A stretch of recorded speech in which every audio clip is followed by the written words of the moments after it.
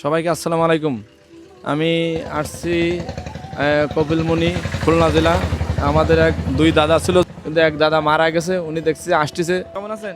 ভালো আছেন? আমি শুনছি যে আপনার মাঝে এক ভাই মারা গেছে। কিভাবে মারা গেছে? ও পাগল হয়ে গেল, দুর্বল হয়ে গেল। ও, ওনার ভাইয়ের নাম ছিল কি? ঘুষাই। আর আপনার? ঘুষাই। ও, আপনার দুই ভাই জমুক? আমরা দুই ভাই। জমুক না, জমুক না, ও সারা বিশ্ব আমাকে চেনে, সব উঠে নিয়ে গেছে ইন্টারনেটে। জি জি। সারা বিশ্ব আমাদের দেখতে পাচ্ছে। সন্ন্যাসী লোকগুলি মন্দিরে এসে তুলে নিয়ে গেছিল। হ্যাঁ, ইন্টারনেটে। হ্যাঁ, আর সম্ভাগ তুলেছেন।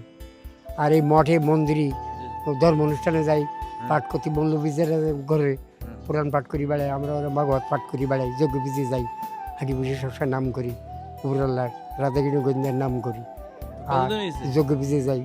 মারা গেছে কতদিন হয়েছে? 5-6 মাস। 6 মাস? আপনার কি খারাপ লাগে নাকি?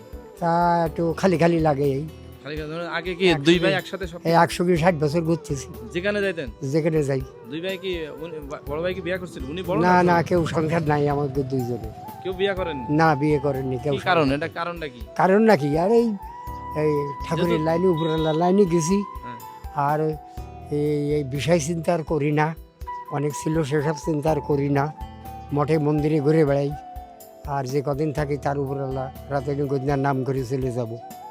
তা আপনাদের দুই ভাই কি ইচ্ছা ছিল যে বিয়ে করেন, যদি তাহলে উনি হয়তো আপনার সাথে ওইভাবে সঙ্গতি দিতে পারবেন? না না না, বিয়ে ও সাংসারিক মধ্যে আমরা বিয়েটা করিনি, সংসারের লাইনে না, আধ্যাত্মিক পরমাত্মিক আত্মজ্ঞান উপরাল্লাহ লাইনি, রাতে গোবিন্দার লাইনে, বুঝছে?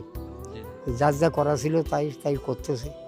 এখন কি আপনি পাক করে দিয়ে গিয়ে আপনার পাঠ করি, যখন যজ্ঞ বিজে যাই, 2বার খাই, ভাগবত অনুষ্ঠানে যাই, সেখানে খাই। এখন খাওয়া দাওয়া কিভাবে? মঠে মন্দিরে যেখানে যাই প্রসাদ।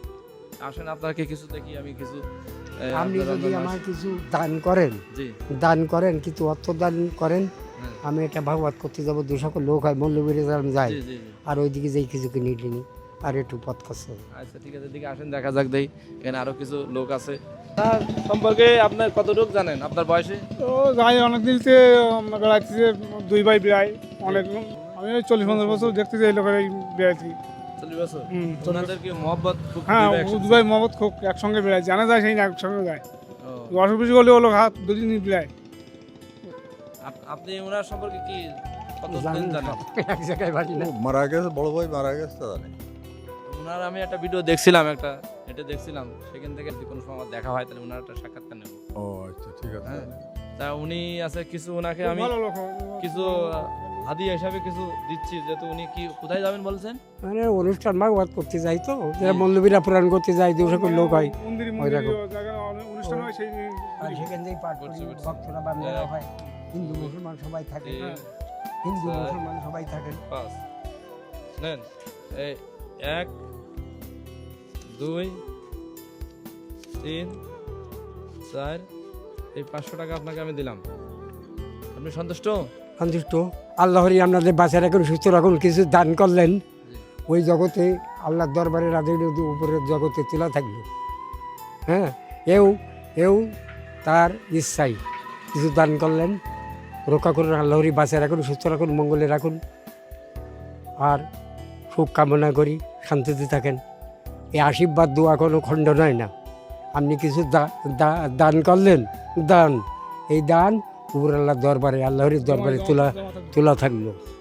আপনাকে বাঁচায় রাখুক আল্লাহ, আপনার সুস্থ রাখুক, দোয়া করি। ঠিক আছে, আমার জন্য দোয়া। এখন সবাই তো চলে যাইতে হবে, হয়তো কেউ আগে কেউ পরে। দেখেন ভাইয়ের জন্য কত কষ্ট, দেখেন অনেক ভাইয়ের মারা গেছে, ওনার কত কষ্ট লাগে। যাই হোক, ওনার জন্য দোয়া করবেন, আমার জন্য একটু দোয়া করে দেন। ঠিক আছে, ভালো থাকবেন। আল্লাহরই বাঁচায় রাখুন, সুস্থ রাখুন, ঠিক আছে, রাখুন, চলাফেরা করি বেড়াতে পারবেন আপনি। আমার ভিডিওটা বেশি করে শেয়ার করবেন। আমার গাজী রাসেল একটা পেজ আছে, সবাই ভিডিওটা বেশি বেশি করে শেয়ার করবেন। ঠিক আছে, ভালো থাকেন দাদু। ঠিক আছে, সবাইকে আসসালামু আলাইকুম।